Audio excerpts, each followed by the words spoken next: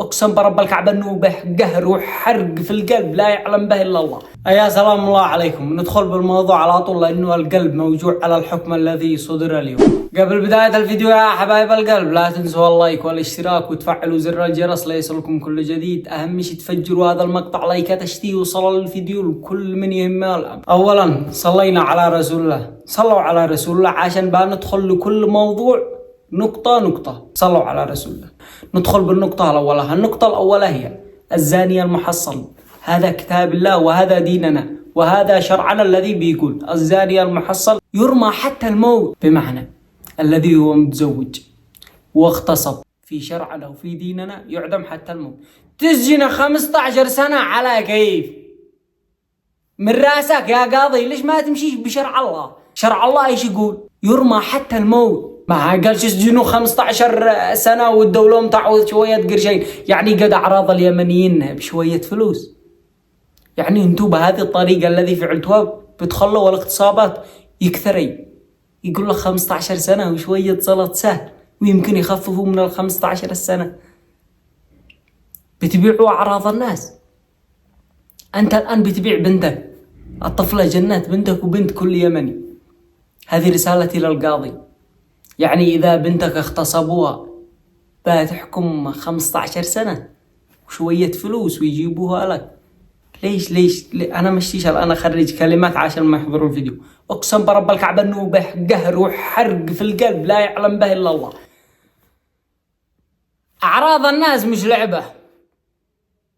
بتخلوا كم من ابن يلعب بأعراض الناس بسببكم انتو. 15 سنة بدل ما تنزلوا والده إعدام هو أمثاله.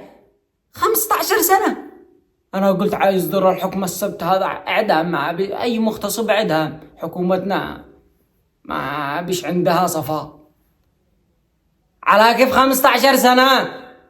أعراض الناس مش لعبة في الدين وفي إسلامنا والذي احنا تربينا عليه. الزاني المحصل يعدم حتى الموت. إعدام.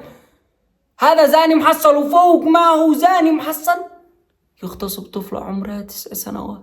طفلة مش دارية ايش فيه بالدنيا، مش دارية مش دارية ايش بكرة ايش بعده. طفلة تغتصب من قبال شخص عمره 30 سنة وتحكم عليه 15 سنة سجن. اقسم برب الكعبة لو علي سلطة على هذول الذي بيحكموا بأعراض الناس بالسهولة وعلي سلطة على عيال الذي يستهينوا بأعراض الناس لأبيدهم من بكرة أبي. أعراض الناس مش لعبة.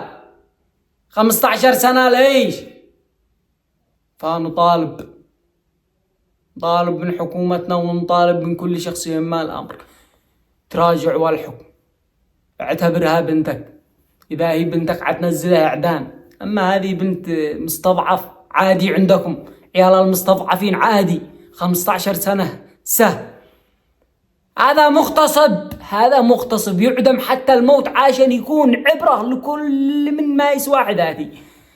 عشان لو به مغتصب ابن ما عدنا مكمل يتذكر إذا اغتصبت كذا جنزل عدام، مش إذا اغتصبت فلانة ينزلوني 15 سنة. اقسم برب الكعبة ما عدريت ما أقول إنه القلب موجوع. بنهاية المقطع راجعوا الحكم ونزلوا والده إعدام عشان ما تكثرين الاغتصابات عندنا وتخلوا كم من ما يسوى من الدول الباقية يتشفوا بيمنا. مثل هذه المواضيع بالذات اغتصاب ما بيش لها أي تفكير، ما بيش أي وقت تفكر به، على طول تصدر حكم إعدام عشان ما يكثرن المواضيع القذرة هذه في بلادنا. احنا بلاد الحكمة. أين الحكمة في الموضوع؟ أين اليمنيين حق زمان؟ هذه الأيام كم من ما يسوى. هذا كله سبب ابتعادنا من ديننا وابتعادنا من الصلاة الله، وإحنا متقربين من الله إنه ما يحصل هذا كله. على العموم نسأل من الله الهداية والثبات. دمتم في رعاية الله.